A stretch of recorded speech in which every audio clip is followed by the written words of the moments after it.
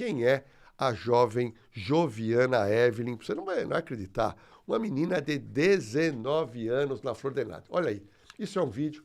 Esse vídeo ele tem, na realidade, um áudio que a gente tirou, que pode dar problema aqui no YouTube. Mas você está vendo que é uma menina que aparentemente até parece modelo pela beleza, mas ela não é. Ela é simplesmente uma estudante, estava querendo se formar. Começando a vida, né, Começando a vida dela. Bom, nós temos um outro vídeo da Joviana, que é um vídeo que ela tinha postado agora, poucos dias antes de morrer.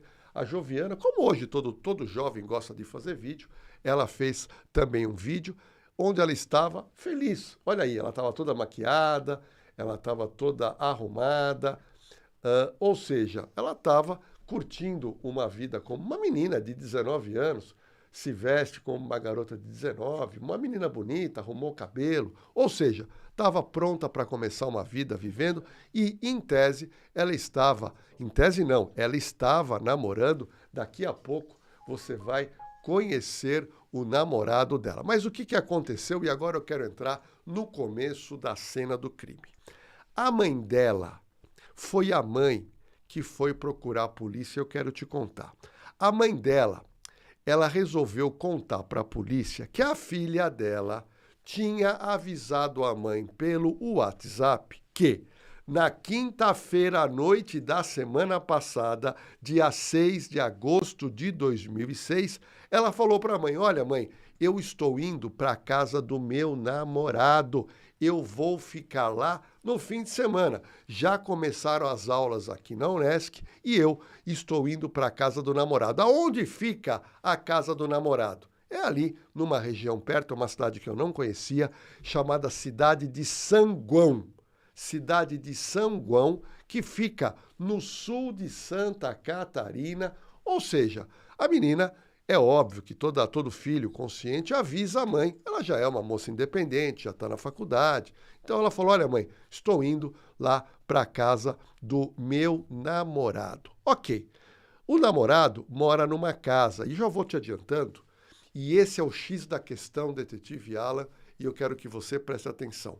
Eu vou colocar agora imagens que nós conseguimos da casa aonde mora o namorado na cidade de Sanguão, lá em Santa Catarina. E nessa casa que você vai ver daqui a pouquinho, olha lá, nessa casa, detetive Alan, mora quem? Mora o namorado. Certo. Dá para você reparar que é uma casa muito tradicional, se não me engano, aquela casa de ripas de madeira. Vamos passar de novo a casa? Nessa casa, que não é uma casa pequena não, porque aí mora quem? Mora o namorado, mora a mãe, que é separada, e mora a avó. Moravam todos juntos. Nesta casa que a gente acaba de morar, olha que curioso, nós levantamos.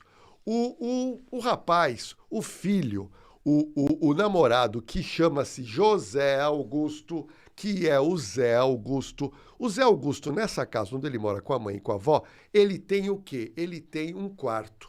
E é nesse quarto que ele vive, e quando ele tem a namorada, e nesse caso ele namorava a Joviana, a namorada ia para lá e eles tinham lá um local reservado no quarto nessa casa. Mas vamos lá.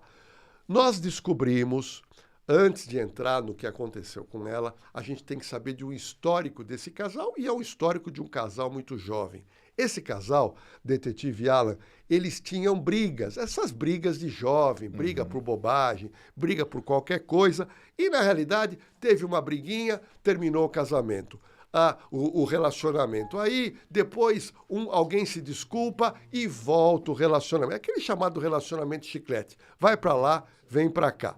O detetive X, nós conseguimos a fotografia do tal do José Augusto, que é um jovem namorado da Joviana. Vamos colocar a primeira foto do namorado da Joviana, que na realidade a gente tem que chamar no mínimo de um apelido de monstro, porque o que ele fez, o que eu vou te contar daqui a pouquinho, esse aí é o jovem José Augusto, que ele usa aí um bigodinho, mas o detetive X arrumou uma outra foto, pouca gente tem essas fotos, hein? O detetive X arrumou essas fotos aonde ele está sem o bigode. Então, eu quero mostrar também para você ele sem o bigode, só para vocês entenderem quem é o rapaz. Olha lá. Muda bastante, né, a feição aí. Muda bastante. Agora, o fato interessante é o seguinte, A gente percebe que são dois jovens, jovens bonitos, jovens no começo da vida, que estão ali entretidos com um relacionamento afetivo, mas, como todo jovem, tem essas brigas entre o casal, vai para lá, vem para cá. Mas vamos lá. Então, a Joviana, ela manda mensagem via WhatsApp para a mãe, e a mãe, tudo bem, a mãe aceita, porque a filha também tem uma independência. Só que a mãe achou em uma das mensagens o que ela disse para a polícia depois, algumas incoerências nas respostas, detetive Alan, que ela deu para a filha. Então a filha mandando mensagem, ela, como toda mãe zelosa, olha, toma cuidado, faça isso, faça aquilo. E aí, eu queria passar para você o que a mãe disse para a polícia. Nós temos aí um relatório que nós conseguimos, Detetive X conseguiu parte desse relatório da Polícia de Santa Catarina, aonde nós vamos ler o que aconteceu. Então a mãe disse para a PM lá de Santa Catarina que a jovem, que é a filha dela, havia saído na quinta-feira, dia 6, durante a noite, mandou uma mensagem dizendo que ia para a casa do namorado. No entanto, a família encontrou incoerências nas respostas dela, que é a vítima, ao longo do final de semana. Por quê? Porque quando você manda uma mensagem para sua filha, você já tem uma noção de como ela escreve. E ela estava achando estranho porque a filha só queria falar pelo WhatsApp e não queria falar pelo celular, pela ligação normal. Bom, o que aconteceu?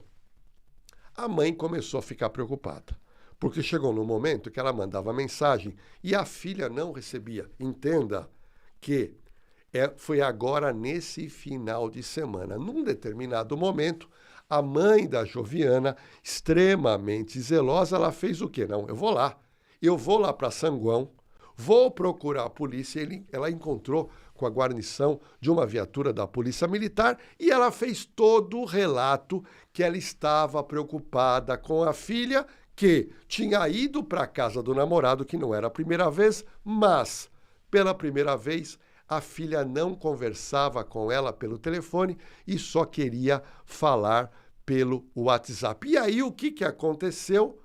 No dia, presta atenção, essa data é importante, foi ontem, segunda-feira. Então entenda, todo final de semana a mãe tenta falar com a filha, não consegue, verifica inconsistências, incoerências, entrou em desespero. Chegou na segunda-feira, que foi ontem, pela manhã, 10 de agosto de 2006, ela falou, pera um pouquinho, eu vou para Sanguão. Ela conversa com os policiais, e os policiais perceberam a preocupação e falaram, calma, nós vamos até a casa do José Augusto e vamos verificar o que aconteceu. Bom, o que aconteceu, pessoal, é que chegando nessa casa, eu já quero te explicar que chegando nessa casa, não havia ninguém em casa. Não tinha o José Augusto, não tinha a mãe e não tinha a avó. E aí os policiais estão batendo na porta. E aí a mãe vai ficando preocupada, ligando para a filha e o telefone já ninguém atende mais e o telefone aparentemente estava desligado quando o policial resolveu entrar na casa.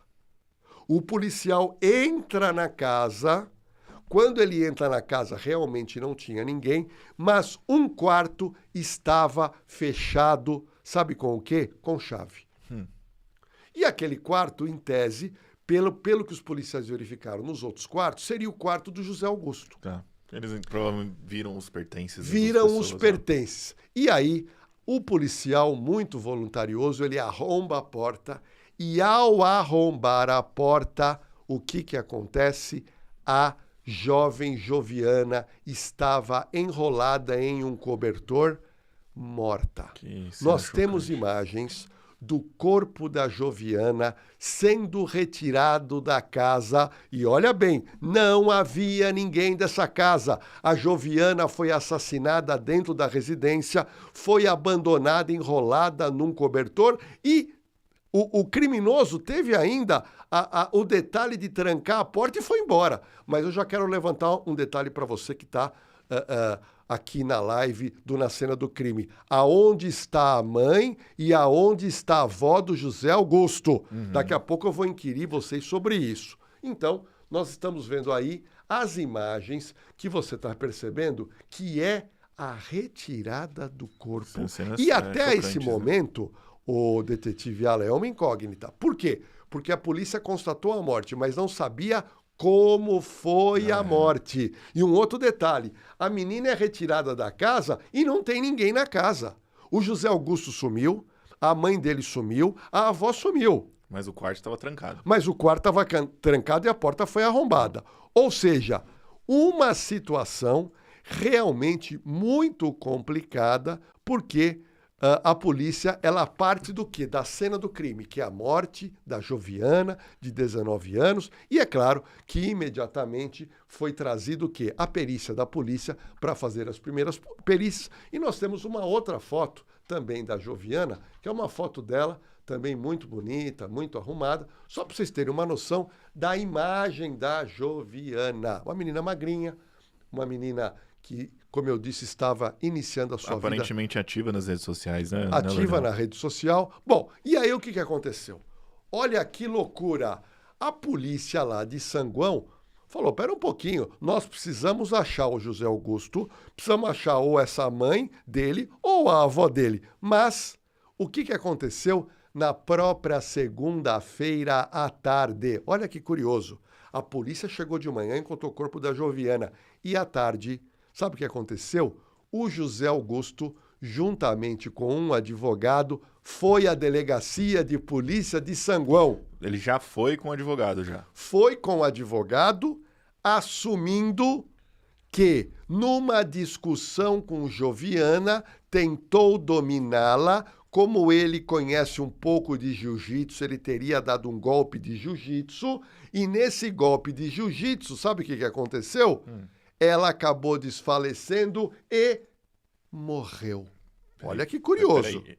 Ele deu um golpe de jiu-jitsu nela, mas até agora ele chega a explicar o porquê ele deu um golpe de jiu-jitsu. Não, ele alega que eles começaram uma discussão e, para controlar a namorada, foi isso que ele disse.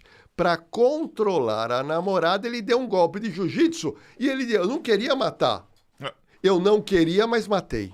Eu matei porque acho que eu segurei demais, coloquei pressão um pouco demais, eu estava nervoso, mas, seu delegado, eu não queria matar, pelo amor de Deus, eu gostava dela. Ou seja, toda uma narrativa, mas presta atenção.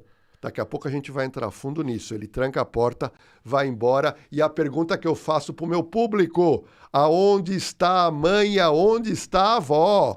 Eu vou até aproveitar aqui a deixa, então, já que a gente está perguntando pro chat. Gente, quem tiver uma dúvida, assim, bem relevante, alguma coisa a respeito, manda um superchat aqui pra gente, né, Lordelo? Que a gente vai responder na hora. A gente vai colocar aqui na tela e vai falar vocês, porque eu não sei vocês. Eu não sei se eu compro essa narrativa aí, Lordelo. Não, mas vamos ver agora o que o delegado de polícia lá de Sanguão, que é o doutor Murilo da Cunha, ele falou sobre a apresentação do José Augusto. O delegado ficou surpreso, porque o delegado estava com as equipes na rua procurando esse rapaz. Quando o rapaz entra na delegacia, vamos ver o que o delegado falou. Houve uma discussão envolvendo talvez crise de ciúmes e situações assim. Segundo consta no relato dele, foi um golpe de mata-leão que ele não pretendia matá-la, né? Mas talvez deixá-la inconsciente. Mas é um jovem que possui conhecimento em lutas, conforme ele mesmo relatou. Ele pratica boxe, também tinha um conhecimento de defesa pessoal. Mas vamos lá. Olha que curioso. O delegado quis dizer o seguinte, olha, o cara se apresenta aqui dizendo que ele ia dar um susto. Que ele ia dar um susto. Mas que susto é esse? É um susto que acaba tirando a vida da namorada de 19 anos? Ou seja, ele se apresenta e o mais curioso, eu vou te contar daqui a pouquinho, a pergunta que não quer calar, em qual dia ela faleceu? Foi na sexta? Foi no sábado? Foi no domingo? Porque o corpo foi encontrado no domingo de manhã. Olha, na segunda de manhã.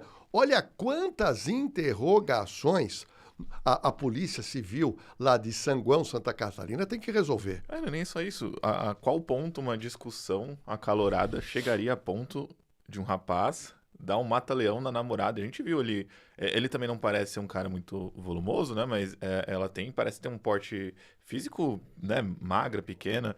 Em que momento seria necessário aplicar basicamente um mata-leão nela? Então, a explicação, a gente sabe que é uma explicação orientada por um advogado.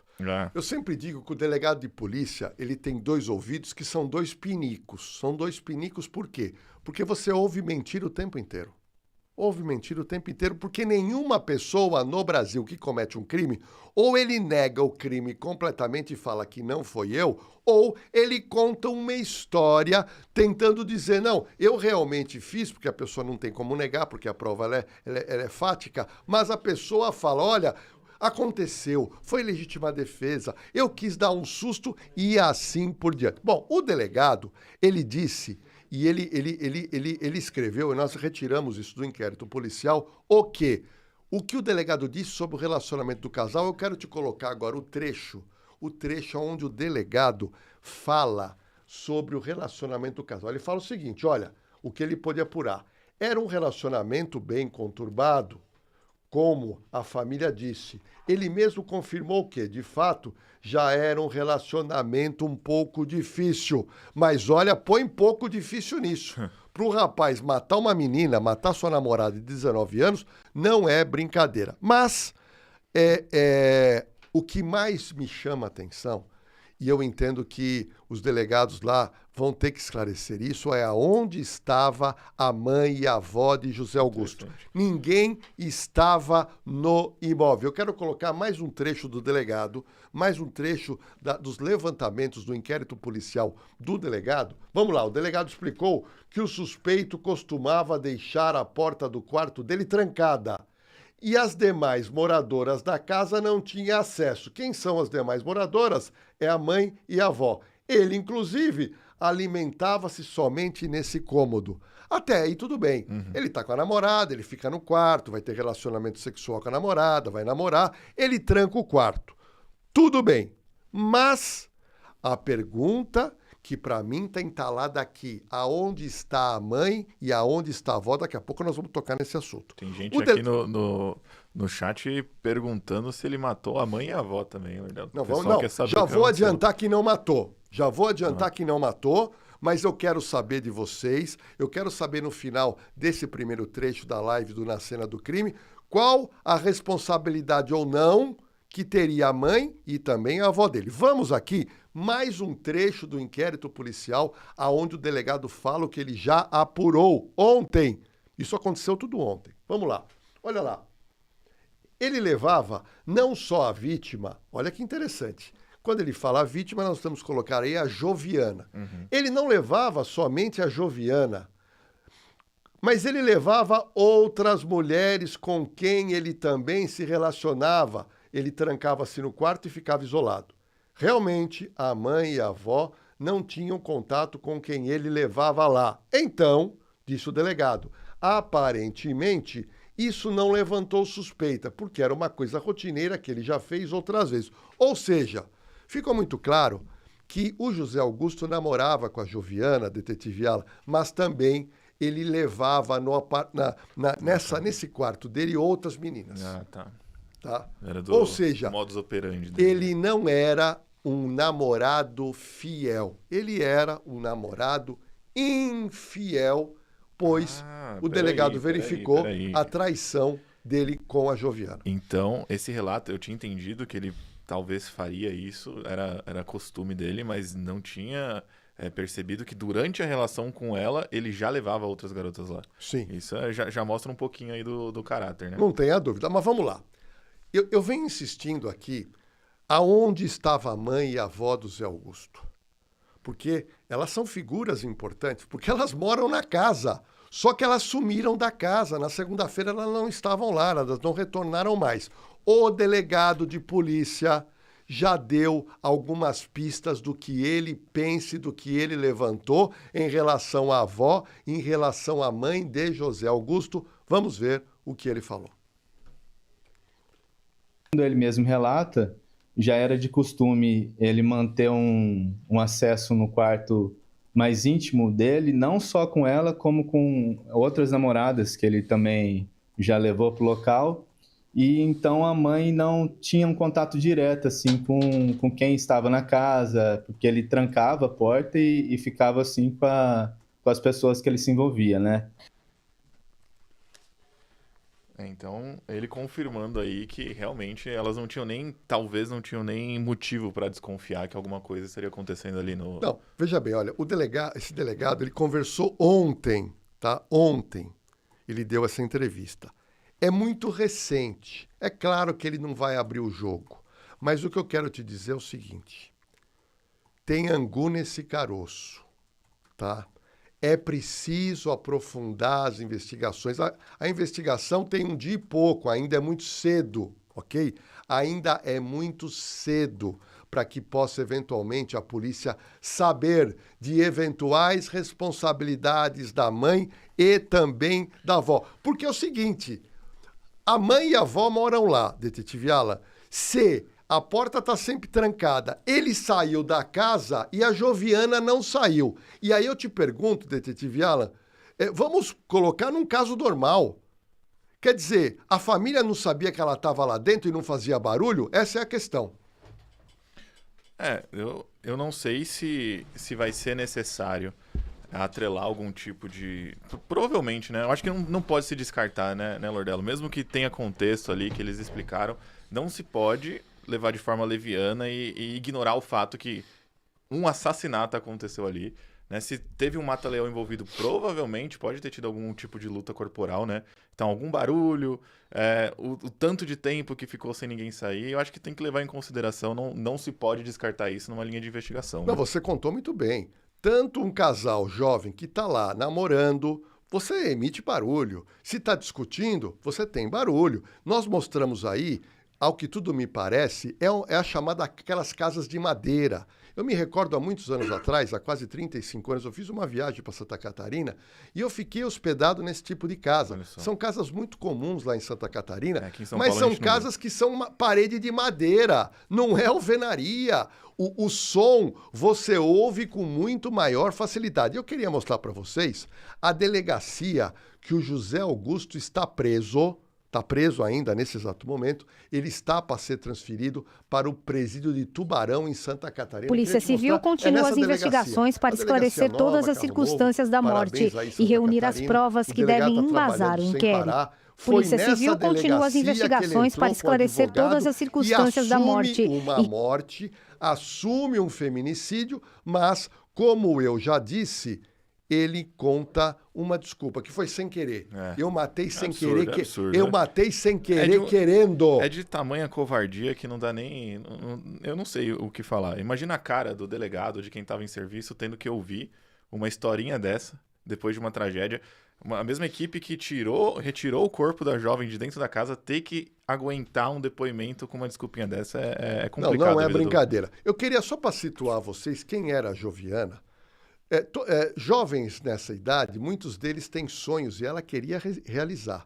Ela queria ser o que eles chamam hoje, o jovem, não sei se você sabe esse termo, detetive Alan, mochilão. Mochilão, sei, viajar ali, né, pelo mundo, né? Então, ela tinha uma vontade muito grande de ser mochilão e ela dizia para a mãe o seguinte, olha mãe, eu quero ir de mochilão para a África, trabalhar no voluntariado, as pessoas que lá passam fome. Ou seja, é uma menina bacana, de bom coração, estudando, fazendo o curso que ela queria. E aí, a gente sabe tudo isso que aconteceu, uma morte absurda de uma moça de 19 anos. Bom, a amiga da Joviana, ela tem uma amiga que nós levantamos, chama-se Vitória de Souza Oliveira.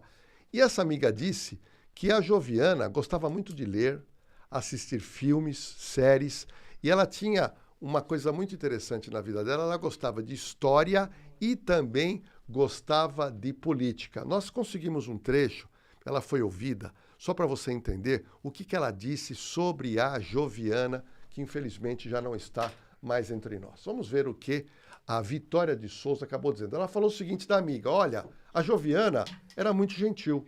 Ela nunca te faria passar vergonha, nunca julgou alguém pela forma que vivia ou se vestia. A pessoa mais livre que eu conheci em toda a minha vida. Ela fazia tudo o que tinha vontade e respeitava todos os limites que as pessoas falavam para ela. Ou seja, demonstrou que é uma jovem que não tinha preconceitos, não tinha nenhum tipo de discriminação, queria, através desse termo chamado mochilão, ir para a fábrica e, como toda jovem, estava namorando com o Zé Augusto. Nesses casos e alguns outros que a gente vai ver aqui hoje, que dá essa sensação, não sei vocês, chat, mas dá a sensação que é sempre a pessoa boa, assim, que acaba... a sensação é essa, fica até revoltante, né? Pessoas que talvez tenham que agregar na sociedade, acontecem coisas do tipo, enquanto um monte de gente aí improdutiva continua se dando bem, né, Lordão? Agora, tem duas perguntas que não querem calar.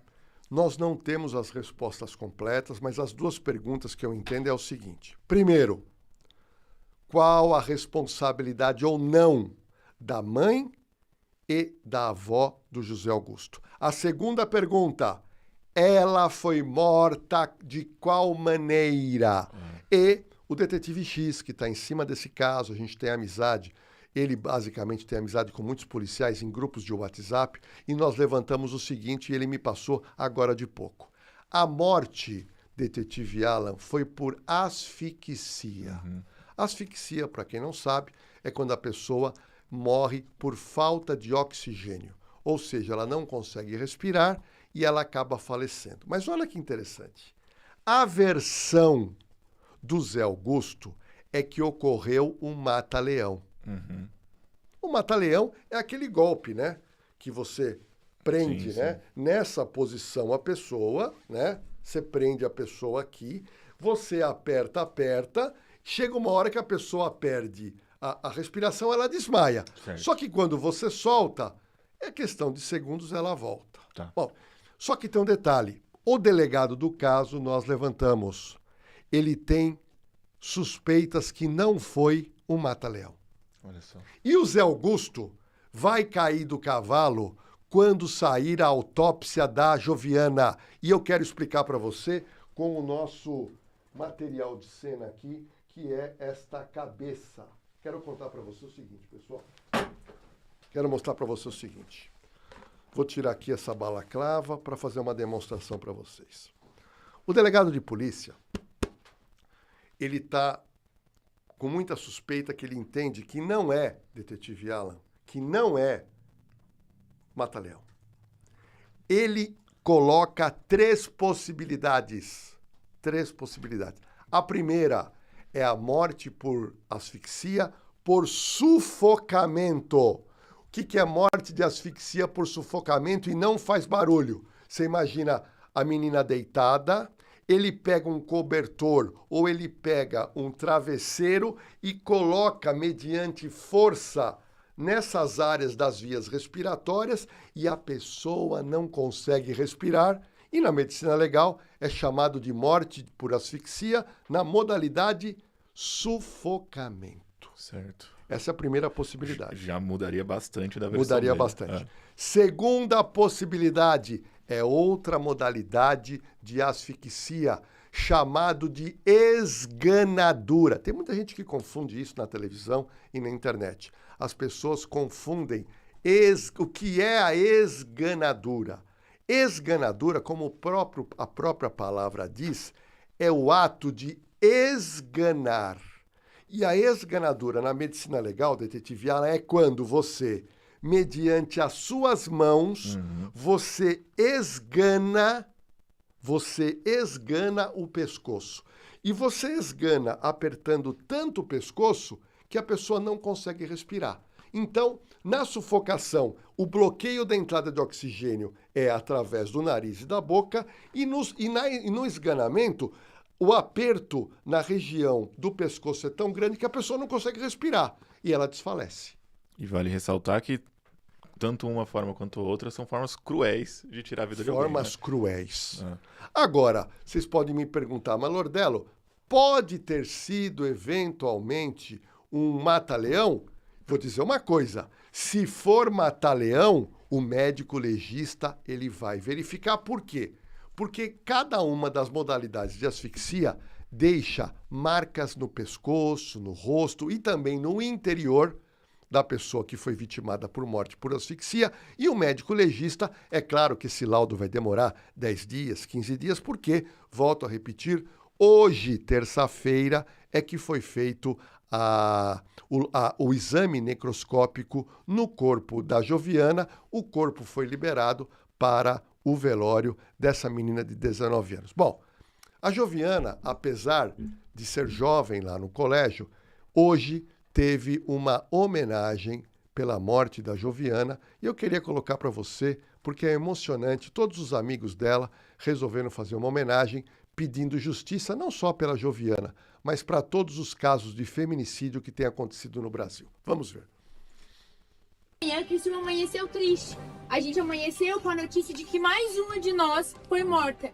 Por ciúmes, por uma coisa boba, por idiotice, porque ela simplesmente queria viver a vida. A gente tá cansada de ouvir diariamente que uma de nós perdeu a vida por isso, que uma de nós não pôde fazer a faculdade porque o marido, o namorado não deixa. Isso precisa acabar.